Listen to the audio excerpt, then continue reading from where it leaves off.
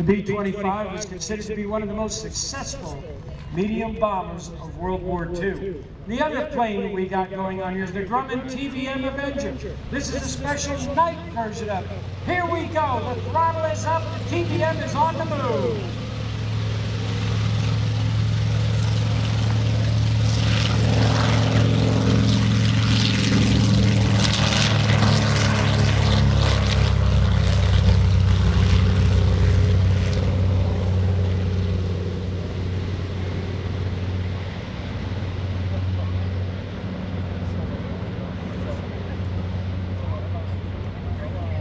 TBM was a carrier-based aircraft built by the Grumman Iron Works in Bethpage, New York.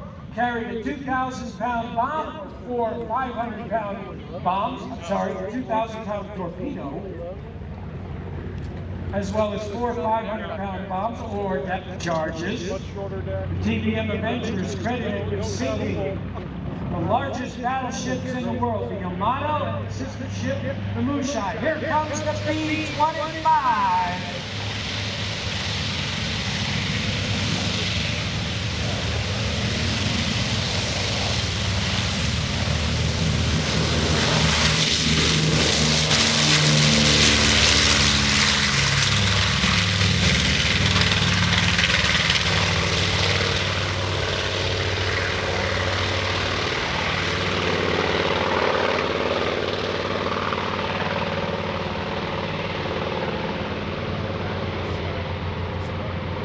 The beautiful clatter of those radial engines are caused by short, little exhaust stacks on the lower cylinders of the B-25.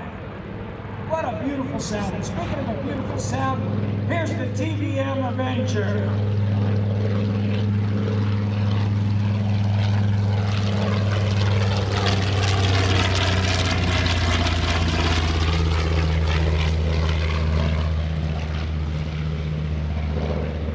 Bomb bay door open.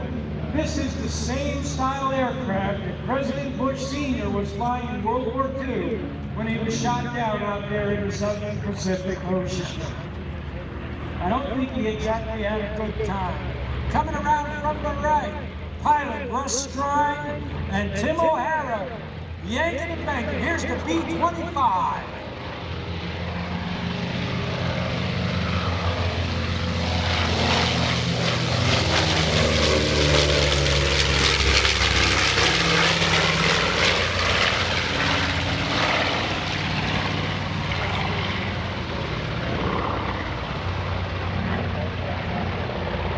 B-25 could carry, where is that? Normal bomb load was 2,000 pounds on the B-25. Coming around from the right. Here comes Jim Pusateri with the TBM Avenger. If you look on the right wing, you will see a small pod. That's a radar pod. This is the rare night version TBM. Here's your photo pass.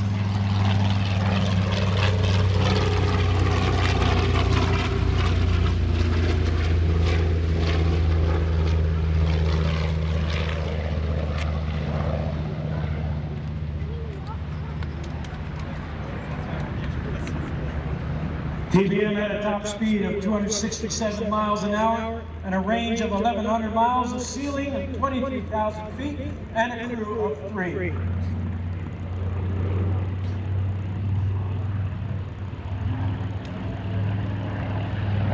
There were 2,291 built by Grumman, another almost 7,600 built by GM. Here's the leaving time.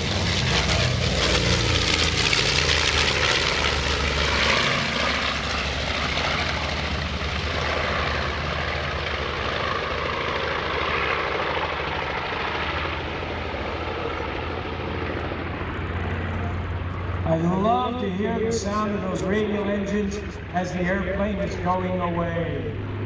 Superb sound. Jim Pusateri coming around again with the TBM Avenger. Russ Strine, Tim O'Hara out there in the B-25.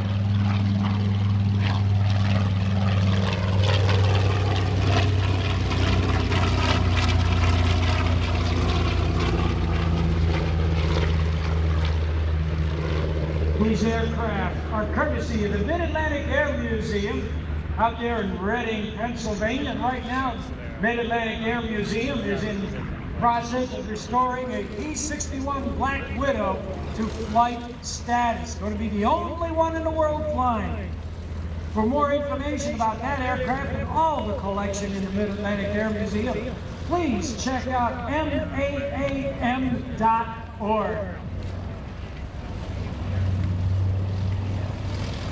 Coming around from the right, I hear him, I don't see him. Oh, look at this. Photo pass.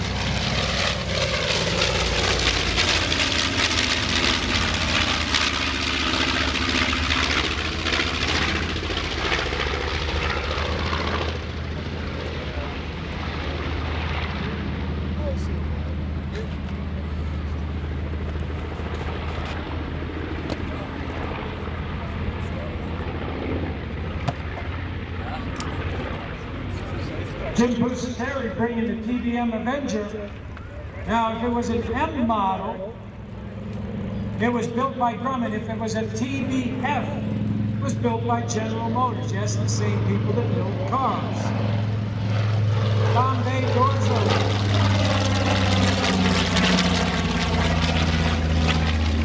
By the way, if you look behind the Bombay doors, you'll see there's a turret back there for a 30 caliber machine gun. Yes, they did have a tail gunner on the TBM Avenger.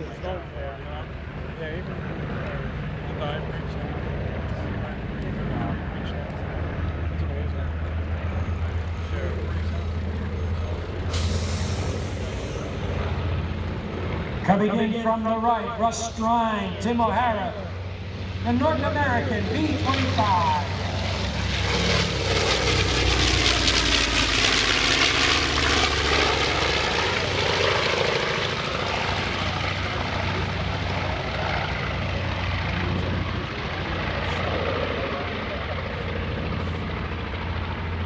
I get to listen to all of these radio engines and I just want to do the happy dance. Been listening to them for so many years. My ears can pick up a radio engine for 3 miles a day. And I discovered it's contagious because my wife tells me she now can pick up the sound of a radio engine at a fair distance. I love this stuff. Once again, for more information about these aircraft and the aircraft collection, you can always go on to maam.org or just Google Mid-Atlantic Air Museum. Jim Pusateri coming by. Photo pass on the TBM Avenger.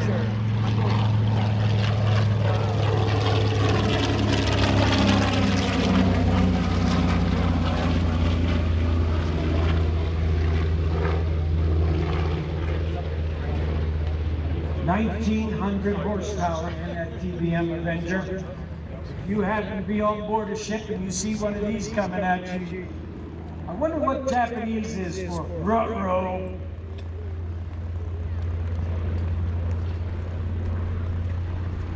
Russ Strine, who's the president of the Mid-Atlantic Air Museum, at the controls. Here he comes with Tim O'Hara in briefing time.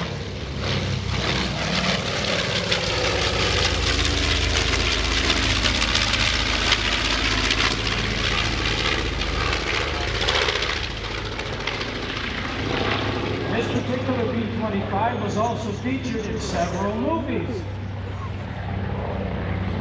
The airplane was owned by Tallman Studios after being surplused out in 1959. Served as a support aircraft from around the world in 80 days. She was also a star in the movie Catch-22 and 6 other pictures.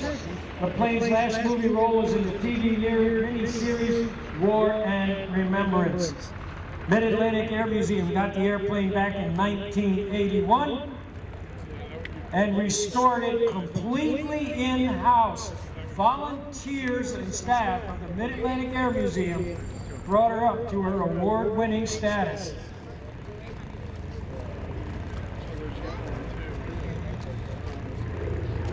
And in 1982, Briefing Time won Best Bomber by the EAA out there in Oshkosh. That is a very prestigious award. Now, unfortunately, we don't have an aircraft carrier to land the TBM on. I bet you dollars to donuts that Jim Pusateri would like to do it, but unfortunately we just wasn't able to build one overnight. Sorry. So instead, we're going to land on the runway. Now, being as how this aircraft was operated off carrier decks, it has pretty robust landing gear, and if you look beyond the tail of the airplane, you see the tail hook. This aircraft is also equipped with folding wings. Let's face it, space on an aircraft carrier is at a premium, so they're stuffing airplanes everywhere they can, probably had parts for the airplanes in the captain's quarters, who knew? But nonetheless, the folding wings allowed them to put more airplanes on the aircraft carrier, giving our forces that much more of a punch against the Japanese during World War II.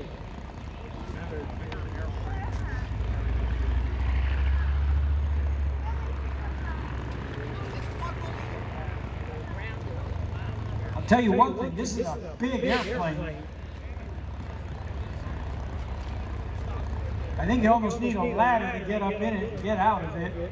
Fortunately,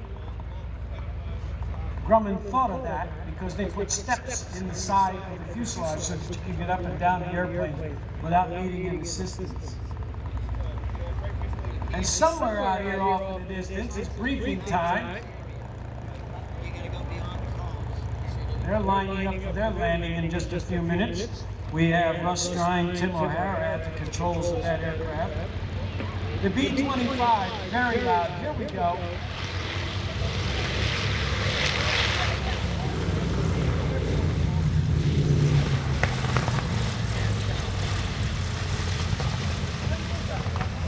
Yes, sir.